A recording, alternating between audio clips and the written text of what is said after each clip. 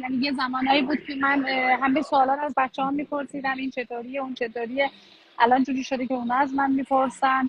یعنی یه حالتیه که یه مادر مدرن شدیم، همه چی رو یاد گرفتیم در مورد پلتفرم ها. و اصلا من بک‌گراند به کامپیوتر نداشتم اصلا، یعنی شغلم یه جوری بودش که همیشه منظور مشغول درس خوندن، مشغول پرستاری و اینا، اصلا به اینجور چیزا فکر نمی‌کردم. شاید دفترمو هفته یه بارم باز نمی‌کردم. ولی الان آدم با تکنولوژی، الان که دنیا داره به طرف هوش مصنوعی میره و همه چی داره پیشرفت میکنه، آدم انگار داره با تکنولوژی جلو میره. این هم یه حسن بزرگشه. خیلی حسن داره این بیزینس. فقط عزیزانی که واقعا تصمیم دارن این بیزنس رو انجام بدن باید یه تحقیقی در مورد این بیزینس بکنن، وارد دوره آزمایشیش بشن، خودشون همه چیز رو متوجه بشن که بتونن این بیزینس رو بهتر و آگاهانه تصمیم بگیرن براش.